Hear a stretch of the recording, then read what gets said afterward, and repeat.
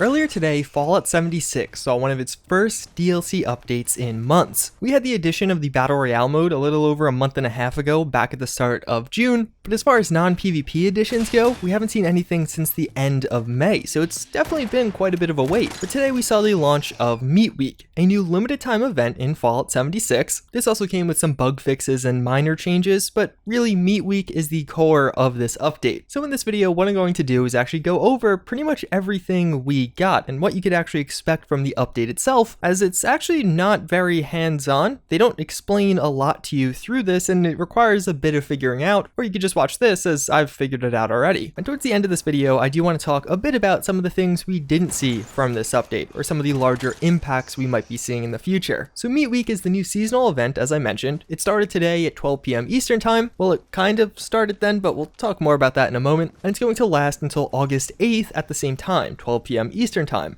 This event is really broken up into two separate segments. First is Primal Cuts. Now in Fallout 76, in 5 separate locations on the map, you might see the Primal Cuts event. This will have a 15-minute cooldown, and effectively, at one of these locations, you're going to find hordes of prime enemies attacking you. Prime enemies are pretty similar to your traditional Fallout 76 enemy, and really one of the big reasons you're going to want to do these is it'll give you prime meat. Although, to be clear, the enemies themselves don't drop the prime meat. You actually earn prime meat by completing the event overall, and you'll get it as a reward. These are typically pretty quick, although depending on which of the 5 you do, you'll get increasingly difficult challenges. As such, if you're doing this in the Mire or the Cranberry Bog, the 2 higher level areas, you might see level 100 final bosses and even occasionally level 100 legendary final bosses. It seems like the legendary spawns aren't guaranteed. They sometimes will pop up, but other times I just had a level 100 high level, although it definitely seems like the legendaries were, at least for me, a bit more prominent in some of the higher level areas. But you could also do this event in the forest and you'll find relatively low level enemies alternatively. One thing that might be a little bit confusing about this, even though it seems like this event has a 15-minute cooldown, that's going to be for each individual location. So oftentimes you'll see 2 Primal Cuts events active at the same time. If you're a higher level, you'll probably want to pick the higher level one or one of the more high level region, as you'll probably get more experience, better rewards, and depending on which location you're in, you'll get either 4 or 5 prime meat. So this is just kind of a filler. You could do this to kill time while you're waiting for the main event to start. The main event's going to be Groms Cook-Off. This is going to be at a new location just outside of Vault 76. If you're looking for Grom in general, it seems like he'll permanently be in this location now, so you could just wander over here and hang out waiting for the event to start. But it seems like this event is actually just running once every hour. All the times I've seen it pop up, it's not like it's at 2:05, it's exactly at 2 p.m., then 3 p.m., then 4 p.m. This may be subject to change. Let's say it's some like odd hours, or if you're on a server with not a lot of players, then the event might not start, but in general, at least for right now, I would look on the hour marker. And this event is actually very nondescript. Once it starts, you're just going to have this little meter in the top right corner. That'll indicate the 3 different reward levels. The higher the reward level, the better the odds of you getting access to a better loot list. So if you only get the first level, you might not even have a chance at earning certain recipes, but if you get the highest level, you'll have access to just about everything, although none of it is really guaranteed. During the event itself, one of the first things you're going to want to do is actually submit your prime meat. You could do this just by going over to the stove. For each 1 prime meat you turn in, you get 1 legendary script. This is later usable at the legendary vendor. There's actually a cap on how many you can submit per event, but after submitting these, you're actually going to get the Meat Sweats passive. Depending on how many prime meat you submit, you'll get different variants of this, but in general, it's going to increase your health. It'll make it so you gain slightly more experience, and actually when enemies attack you, you release this noxious fart that deals area of effect damage. That's a good thing to do first, but from there, there's actually several activities you're going to have to do if you want to get that full tier 3 reward. You'll see little fires start, you'll have to put those out. Every once in a while, Chao-Li the Brahmin here will actually poop and you'll have to clean that up. People always neglect this one, but it seems like this actually moves the progress bar quite considerably, so I would definitely pay attention to it. There's going to be some rotten meat piles or scraps you'll have to clean up. These will just spawn randomly around. You have to collect some greens and actually deposit them in this cooler. In my experience, you'll get a lot of these right as the event starts, but then over time, it seems they get more and more sparse. You have to kill critters and actually get critter chunks and deposit them in the shopping cart. This is one of the good ones to just consistently do, is there's typically critters pretty much all over the place and they're constantly spawning. You'll want at least someone playing the drums. The more people, the better. Although it doesn't seem like you need someone on each and every drum. I've gotten a full tier 3 with only 1 drummer. There's 3 spits that, similar to the drums, you could just have someone sit on and periodically do. One of the very easy ones to do is actually just put wood on the fire. This will be required periodically, and if you just have wood in your inventory, this will work fine, so you don't have to actively seek out that ingredient. I would just do it every once in a while as you pass it. And then finally, what is either the hardest or the easiest Adding feed to Chao-Li's hay pile. This is a recipe you could buy from Grom, and you'll actually have to craft the feed. All the ingredients aren't here, so you'll have to do it separately. But similar to the wood, you could just have some of this in your inventory, and it's an easy way to get a quick boost. Those are all the various challenges, and if you do them successfully along with everyone else in the group,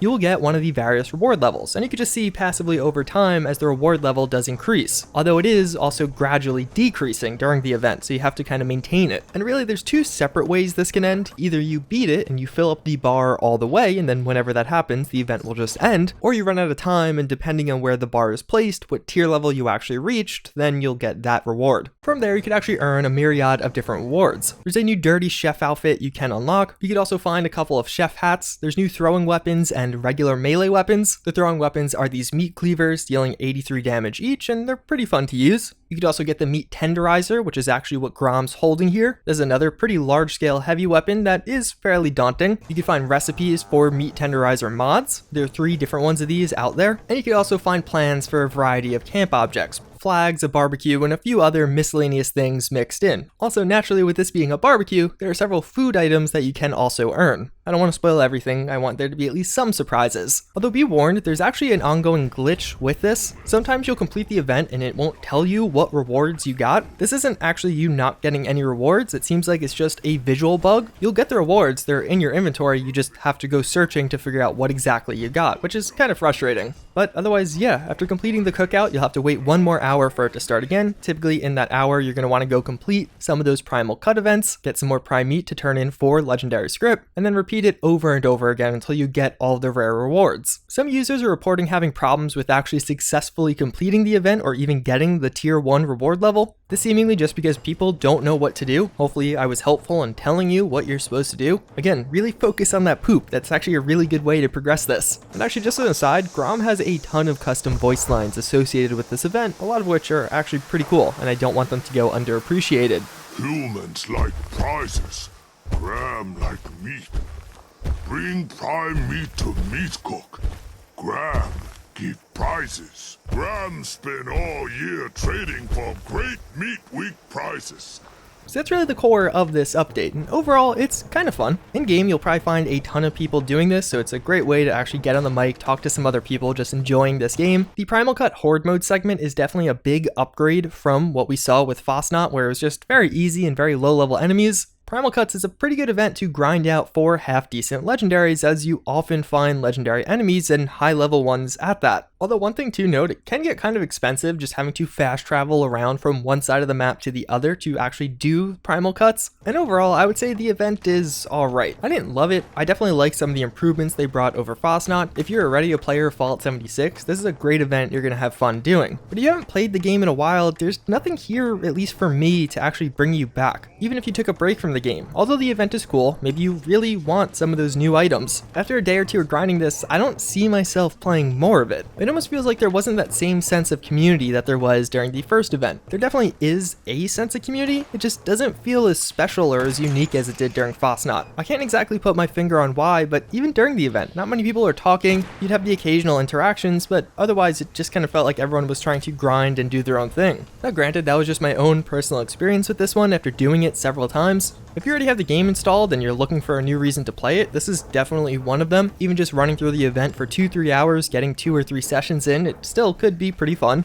But I think Bethesda kind of missed out on an opportunity to have super rare unique items earnable through this, kind of similar to the Fosnot mask we saw previously. It was fun just having the hope that you'd get one of those, and I think it really made players stick around. Nothing really stuck out to me as being particularly awesome. Now to be clear, I wouldn't say this event is bad or it's not worth doing at all. It just, I think in my eyes, when comparing it to the Fosnot DLC, the Fosnot was more fun. I enjoyed that one noticeably more than I enjoyed this one. I still enjoyed this one, but for me at least, it just seems a little bit more tedious and like it won't have nearly as much replayability. And just as a concluding thought on that, I would say overall it's a decent update. It's definitely not one of my favorites, it's not going to stand out super notably, but it's also not one of the worst. If you're looking to kill a couple of hours hours in Fallout 76, I would say this update's a good way to do so, but I'm certainly not going to be heartbroken once this event ends. Outside of that, this also came with an update to the Atomic Shop. There were several new items added to this, and definitely want to give credit to Bethesda on this one. Even though there is a bundle with one bundle exclusive outfit, most of the things in that bundle, and definitely most of the coolest things in that bundle, you could purchase individually. In the past, I'd criticized them for hiding some of the coolest content behind bundles, so you'd have to spend a lot of money on the whole thing when you just wanted one part, but they're not really doing that this time around. Although speaking of the Atomic Shop, I recently pointed out how one of the things in those bundles, this armor, was shown like this in the promotional imagery, but then when you got it in game, it had this writing on the chest, and it was kind of laid out in a weird way. People are calling it the re-armor because that's what it looked like. With this most recent update, they actually removed that writing, so now it just is a regular armor. As far as the update itself goes, there is a couple of nice changes. They report improving stability for this game. A few lingering power armor glitches were fixed. They changed some things about the Brotherhood of Steel armors and outfits, and in today's Inside the Vault article, they did announce that reportedly the legendary spawn rates are back up to normal. When patch 11 originally went live, there was an issue with legendary spawns being lower than usual, and over the past couple of weeks, Bethesda behind the scenes has apparently been tweaking this, and reportedly now it is back to normal. We'll see if the community agrees with them, but they say it is. And although I would say overall this is definitely a nice update to the game, it gives you some cool new things to do, and even though it's not my favorite, it certainly isn't bad. I wouldn't say any of the new implementations are negative, but there's definitely some stuff that was missing, stuff that I feel like should have been fixed that just wasn't. Like the fact that the social menu and friends list are just broken. So I did a stream earlier today wanting to invite a bunch of you guys to play this new event with me, except I can't. I can't accept friend requests, I can't invite people not already on my friends list to my team. So if we are already friends, that's fine, but you can't actually add any new ones still. This isn't new, it's been here for several weeks now and it's still not something to get patched out. Even further, there's actually a new dupe exploit as well as an experience exploit. The experience exploit in particular was patched out in the past and then with a more recent update was added back in. I don't want to get too detailed on them because I don't want to encourage people to do them, but I was hoping we'd see fixes to them and we didn't. And that's just some of the major things. There's a lot of other lingering issues, like when I try an emote, it opens my weapon wheel, that are present in the game, and it's not like subtle things, it's things you'll notice just from playing. Although again, the update is definitely a good one, a lot of that little stuff I was really hoping it would patch out and it didn't end up doing so. But otherwise, yeah, speaking broadly, that's what Fallout 76 got today with its first DLC update in months. Let me know in the comments down below, what do you guys think about this event? Are you enjoying it? Do you feel like it doesn't have that same kind of magic touch that we saw with Fosnot? Either way, as always again, I thank you for watching, I hope you enjoyed, and I hope to see you all next time. Later.